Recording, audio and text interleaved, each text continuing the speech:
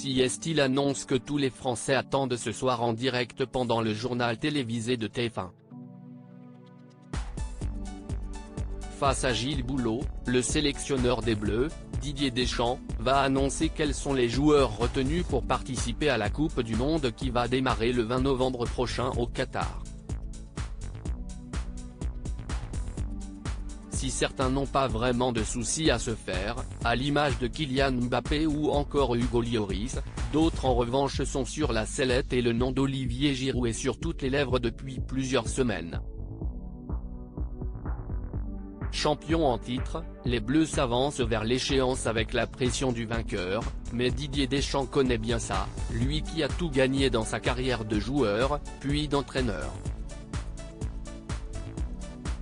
Plutôt discret sur sa vie privée, le sélectionneur est un homme heureux, père d'un beau et grand garçon, Dylan, et marié depuis 1989 avec la femme de sa vie, Claude. Il a seulement 17 ans quand il rencontre la belle brune et leur histoire va durer jusqu'à aujourd'hui.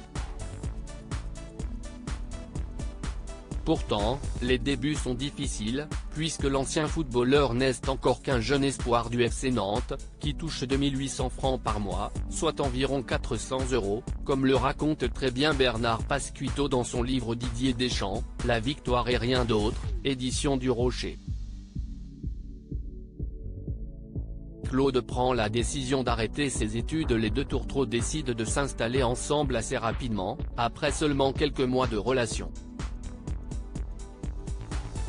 Assez vite, l'ancien sportif de 54 ans va mieux gagner sa vie et sa femme va prendre alors une décision importante pour leur vie de couple.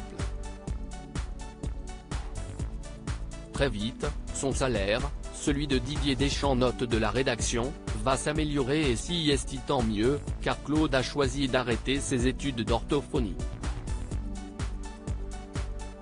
La décision n'a pas été facile à prendre mais elle veut pouvoir se consacrer entièrement à Didier dans les années qui viennent, explique Bernard Pasquito dans son livre. Claude, qui se montre très discrète, a donc décidé de sacrifier son avenir professionnel très jeune pour les biens de son couple. Être une maîtresse de maison attentive et attentionnée, s'occuper des enfants lorsqu'ils en auront, gérer l'emploi du temps de Didier, veilleur sur sa nourriture et sa récupération, énumère l'auteur de Didier Deschamps, La victoire et rien d'autre pour évoquer les tâches quotidiennes de la femme de footballeur.